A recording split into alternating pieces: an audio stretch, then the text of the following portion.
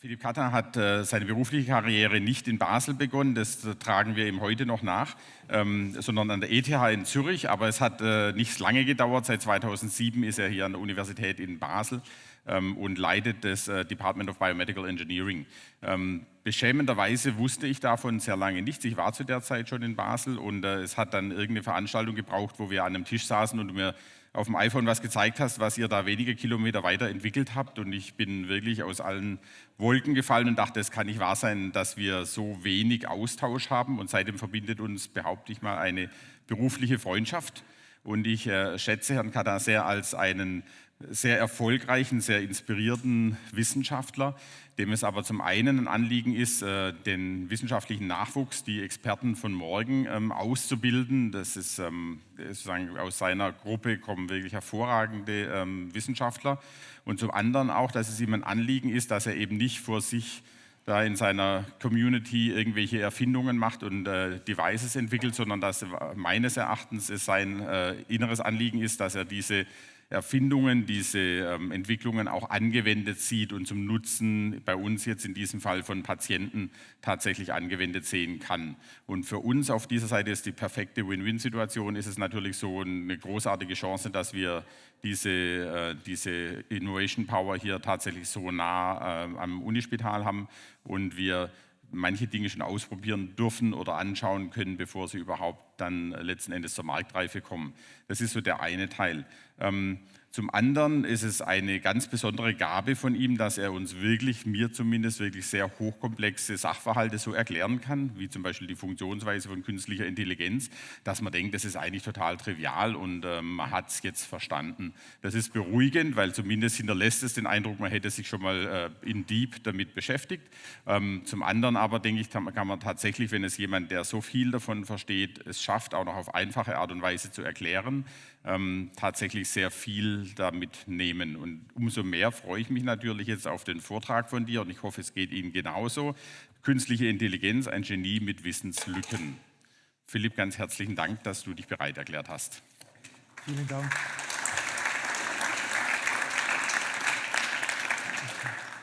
Thanks a lot, Jens, for the opportunity to speak here. The English title is Artificial Intelligence, Genius with Gaps in Knowledge. And I would like to give you now a completely different perspective, namely the perspective out of a developer that is on a daily routine working with developing these techniques. And I will structure it. First, I will give you a quick overview of how it's developed, and then where is it actually currently used or actually researched in the medical field, and then I will just give you a very quick overview how the basic principles are, because this is quite important then to understand what the challenges and the limitations are of these techniques, because in the fourth part this is where these have ethical implications. And then I will draw some concluding remarks. Can we show the video also here? No? Okay. Then hopefully I remember my slides. And I know it is a sin probably, but I start with a quote from myself. So this was at a podium discussion of the MICCAI Society, or the MICCAI Conference, which is the biggest conference in our field where we develop deep learning technologies. And there was a discussion about pro and contra artificial intelligence. And then I stood up. I'm an engineer by trade. So I said artificial intelligence is for people lacking the engineering skills to solve the problem properly. Of course, this drew a lot of laughters, and it was also meant a little bit with some pun. But this was really at the time in 2014 a little bit, we were not yet sure what the impact will be. But it turned out that actually artificial intelligence had a huge impact. So we were somewhere here. And this is the Google Scholar statistics I made on artificial intelligence in medicine. And as you can see, since about that time, the growth was really exponential. And the fact that 22 is not leading here is because we are not yet at the end of the year. So I'm pretty sure this will continue like this. So we have seen a huge boom in these technologies. But where is it actually used, or in fact research in the clinics? Well, one of the applications, and I'm a little bit biased, I will mainly show you the applications that I myself know of, where we, for example, contribute to. So these automatic diagnosis systems, I think this is definitely one of the applications, because this might save the medical doctor time. For example, Basel, Alexander Navarini is quite strong in dermatology. He's writing apps where you can photograph your skin and it'll tell you whether you should go to a doctor. So IBM Watson was one of the first big hyped diagnosis system that was not based on the newest technologies. But there are also huge advantages, natural language processing and speech recognition, that helps the doctors to actually write their reports, or to help the AI to interpret the manually written reports by the doctors. A field where we are heavily working on is for radiology, so we develop all kinds of AI techniques that help, for example, the neurologists to segment parts of the brain, and we are particularly currently trying to implement in the clinic. That means we try to medically certify, which is a challenge for AI products, a segmentation technique for MS lesions. So AI is also used in MR imaging, for example, or in imaging technologies in general. So people try to develop faster sequences. So in this case, in the upper part, you see an AI that actually helps to reconstruct images with only 5% of the data acquired. That means we can measure the patients 20 times faster. So this is where it's used, but of course it's also used to analyze these images then later on, or to reduce artifacts that we see in these images. For example, in CT images, if there's metal artifacts, are there ways we can reduce these metal artifacts from the CT? So these are the type of applications. Then a field my group only recently entered, but many groups on the world are working on, is optimizations in the clinic. For example, OR scheduling. This is a quite big topic of our neighboring group in Strasbourg, where they try to predict how long does the surgery still take, so they can already prepare the next patient for surgery. They can assign him to a specific OR. So this helps to save costs, money, and make all the workflows more efficient. Here in Basel, we work with the emergency room to help them to very early on predict whether they need to find a bed for a specific patient, or whether this patient is most likely being sent back home. So this also helps them to organize their workflows a little bit, and we also work a little bit on estimating costs that the potential patient might incur to the hospital. This way we can compare different interventions, what the costs might be. Risk assessment, this is also a strong field, and the graph that I'm showing you is from our own research with the cardiac surgeons here. So we were estimating the risk of death of the patient then after surgery, and as you can see, the blue dots, these are patients that really died. And you can see that with a score of 0.8 or so, we could quite well predict the risk of patients. On the other axis are actually this Euro score, which is commonly used, that did not perform that well. There is one outlier at the very bottom, at the lower left corner, and this outlier, this patient died, but because he fell down the stairs. So we could not detect it. But this is also a field where AI is used a lot to, for example, predict the risks of specific surgeries, or to estimate the complexity of surgeries. Drug development, genomics, we've already heard a little bit, AlphaFold, that predicts the proteins. So this is a field we are definitely not working in, but this is also a field where AI is strongly involved, finding new compounds, predicting the properties of new compounds with AI. This has been a strong field of the chemistry department, for example, here in Basel. So there's a quite big variety of fields that people are working on, or where AI is researched or even in use. So I will now quickly show you a little bit and explain you the different terms such that we are on the same page and that you better understand then the main parts, take-home message of my talk. So what are the ethical implications here? So as you can see, it started with artificial intelligence, which is basically like an overarching term for what we are speaking of. And then machine learning is a sub-part of it. This machine learning are the techniques that basically sort your email into spam and not spam. Neural nets were famous mainly in the 70s.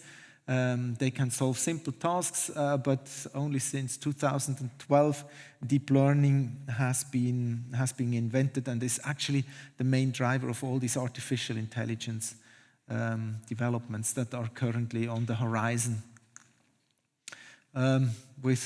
It's all started in the 70s, actually even before, when people tried to understand how does the human brain work. So they looked at the axons that transmit the data. They tried to replicate it then in the computer, but this turned out to be very difficult because even simple networks like this perceptron that we see here, where they simulated three nerve cells, they already failed with very simple tasks. For example, with this logical operator, this XOR. So they could not keep up with this. Of course, researchers, they quickly found, we just make additional layers, hidden layers, and then we can solve this problem. But also here, it was limited, the functions that they could be approximated. So they made the networks deeper. And this is where the deep learning comes from.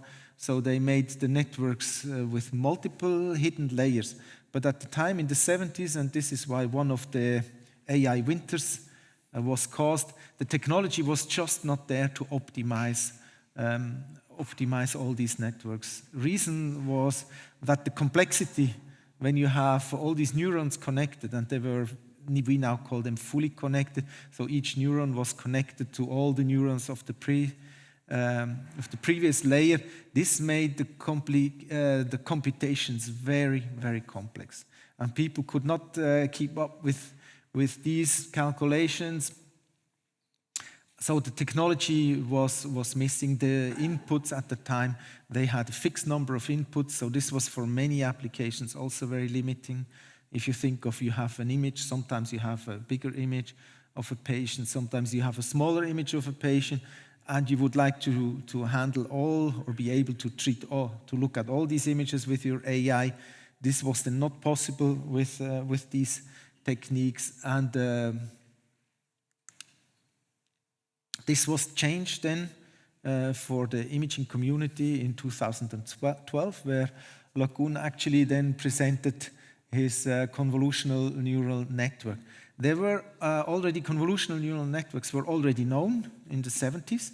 People were working with it, but they were lacking the computational resources to actually properly train them and to make them deeper. And then in 2012, these first CNNs and many of the AI or deep learning techniques that we are seeing today used are actually these type of CNNs, because it made calculations a lot easier with these CNNs, because not all of the neurons are connected. But what we now have is small filters that we actually train. So these are, you can think of like 5 to 5 matrices, or 5 to 5 matrices with numbers that are trained. And the only thing we now learn is lots of these filters. And then we can solve very simple tasks. In this case, this was used to recognize objects in images.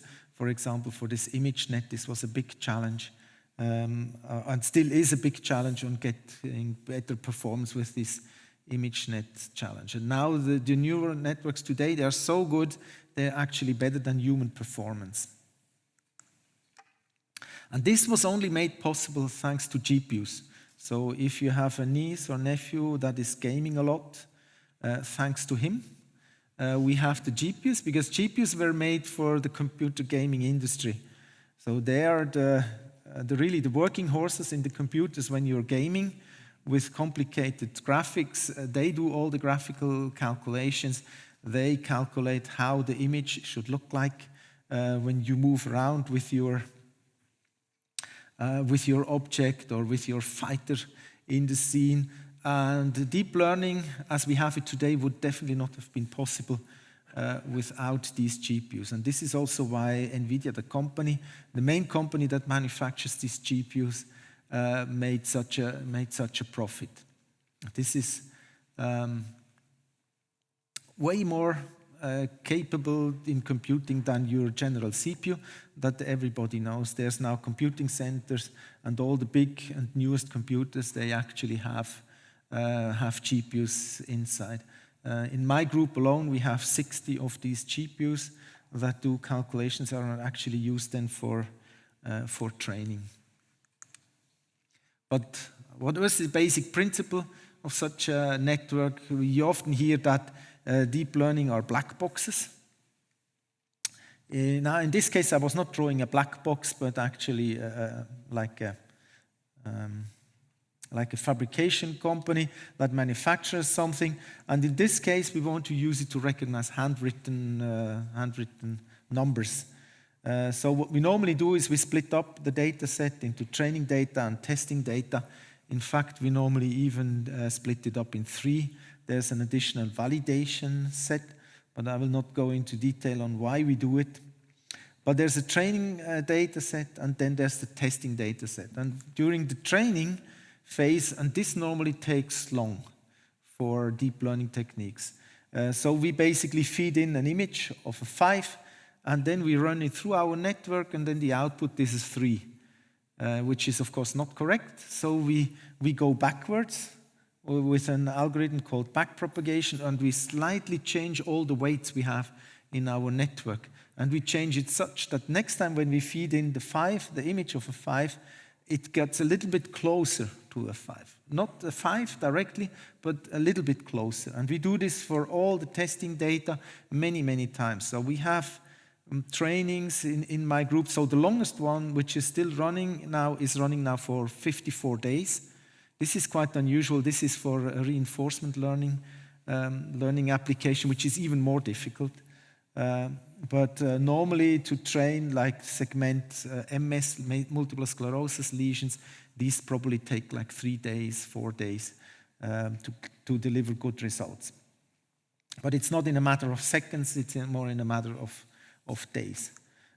So we train it more with a 2. This was already correctly classified as a 2, but nevertheless, we still try to optimize, change all the parameters a little bit.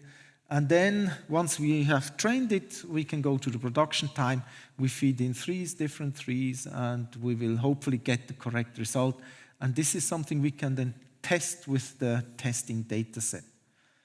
This is also what we do when we have patient data. We train on specific number of patients. And then once we think we have a good network, we use the testing data, that are different patients, and we try to see what comes out, whether the outcome is correct. So now I think we have the basis to actually show you what are the problems that we are facing on a day-to-day routine with these cases. And I split it up in 5 different parts. So one of them is a bias, sample selection, explainability, and ground truth, and a possible solution here to some of these problems, cohort. So what is the problem with a bias? As I said initially, one of the applications is that dermatology, where you recognize skin lesions, whether they're benign or whether this is really a tumor. And the problem is that people have different skin colors and different skin types as well. But we have to somehow make sure that our artificial intelligence, deep learning, treats all patients equally, or at least shows a similar performance for all these patients.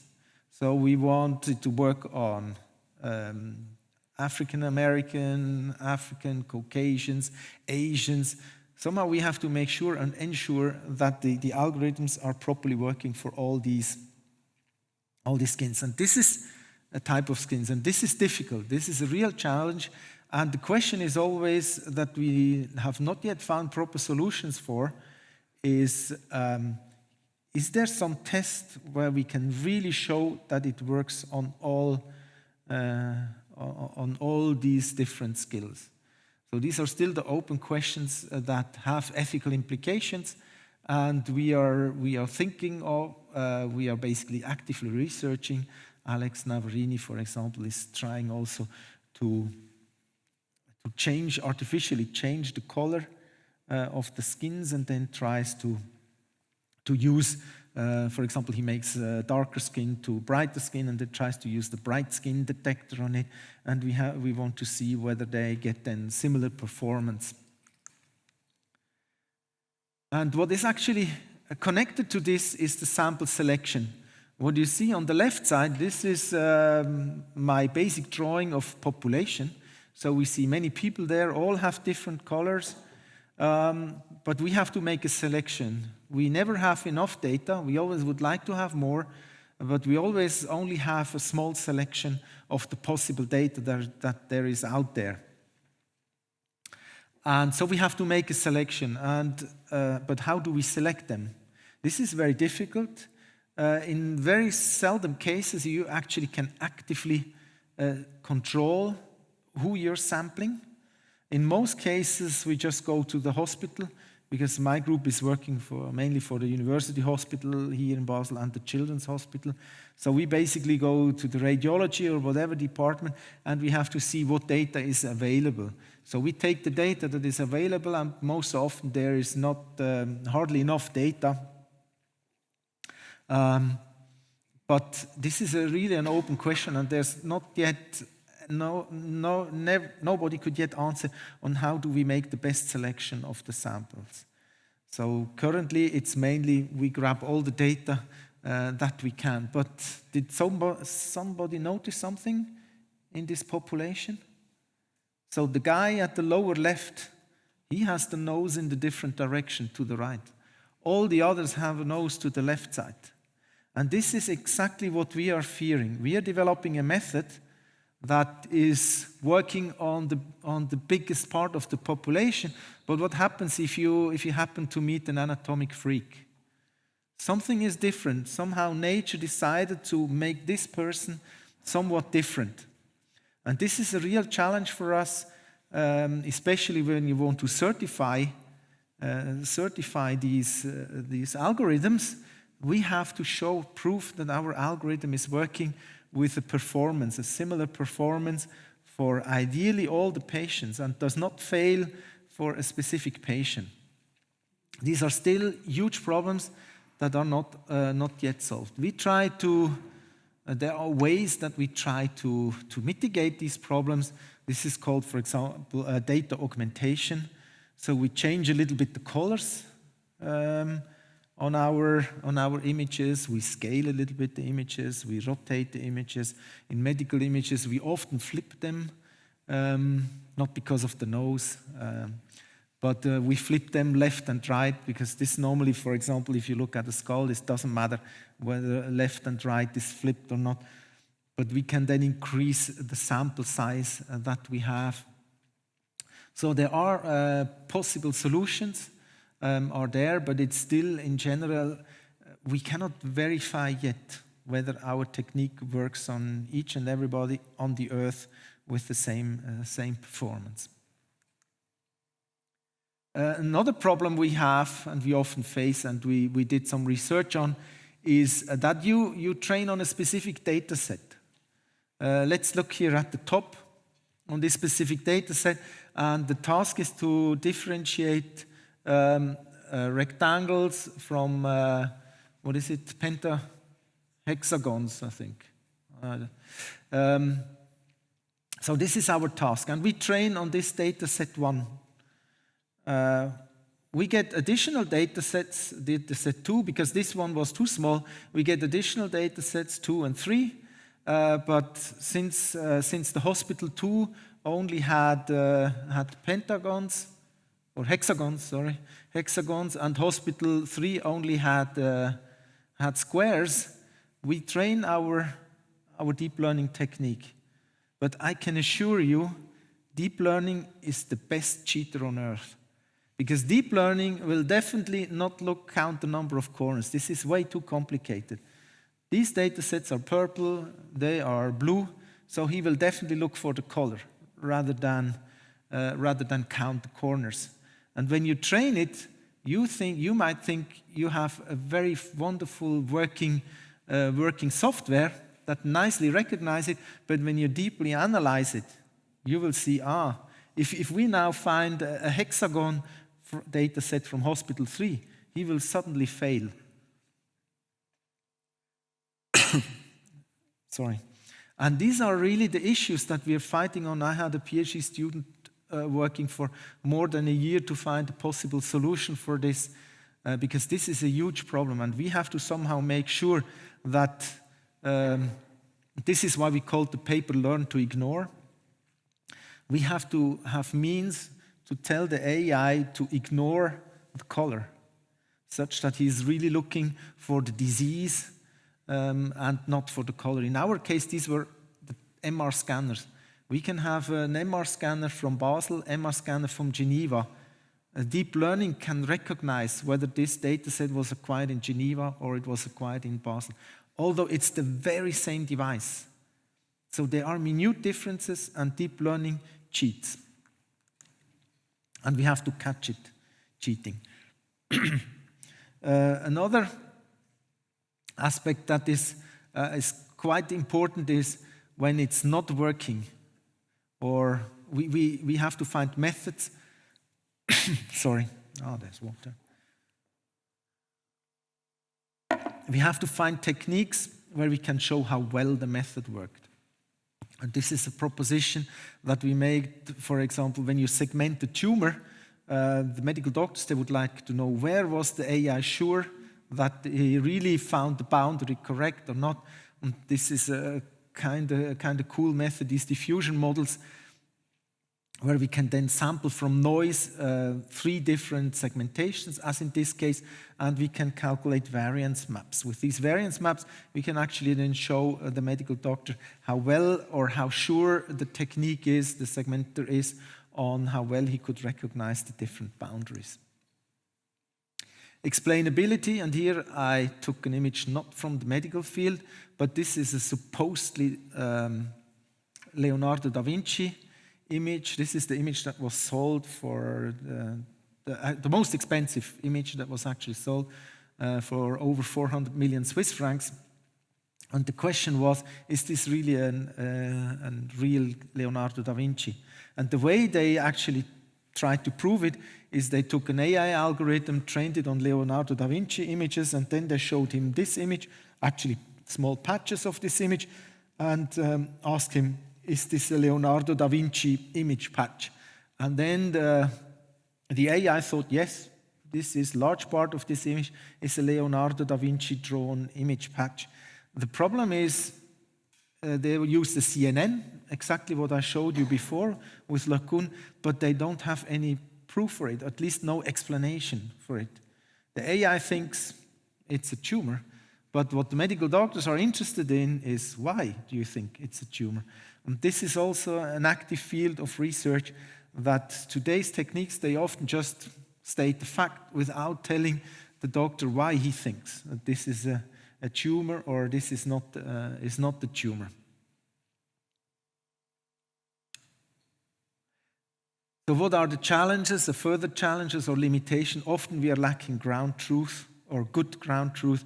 For example, on the image on the right, this is a optical coherence tomography angiography of an eye, so the blood vessels in the eye, and nobody actually makes manual segmentations on these blood vessels because this is just way too complicated. It would take a year or so to segment. So we don't have any ground truth there that is needed to train models. On the left side, this is an image where we have landmarks on images, and we would like to fluoroscopic images, we would like to automatically find these landmarks. But our method works good. But what we are limited by is that the medical doctors who give us manual annotations, they don't agree on. They cannot agree on a single pixel, but they show some variability. Our techniques could be better, but we are somehow hampered by the interreader variability, as it is called. For some of the problems that I've explained you, a cohort would be good. And this is what we are working on together with Nicole Prof from Swiss TPH.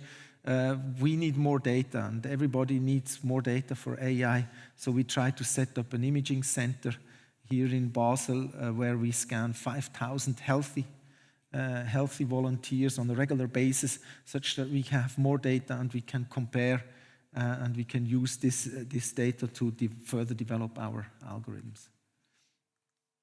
So at the same conference, I started with this statement on the first slide. At the same conference, actually 2 weeks ago, we made another round, and the question was is artificial intelligence ready for deployment? We made a vote before all the experts giving their arguments. Then it was quite even, but after that, actually 70%, these are researchers, found yes, AI is ready for being applied in the clinic now. I was a little bit astonished by this, but it was clear quite a good vote. And the summary or the take-home messages from my side is really, I also believe that it is ready, but not for all applications, for selected applications. AI is now ready, but the medical doctors is still needed. And I think there will be a shift in the way medical doctors are engaged in the clinic, more than scanning through individual scans. Their job will shift towards interpreting what the AI does.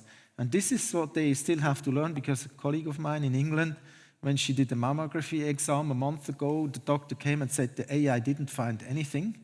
And that's not really what the patients want to hear. Patients want to hear the interpretation of the medical doctor of the AI's result. Thanks a lot.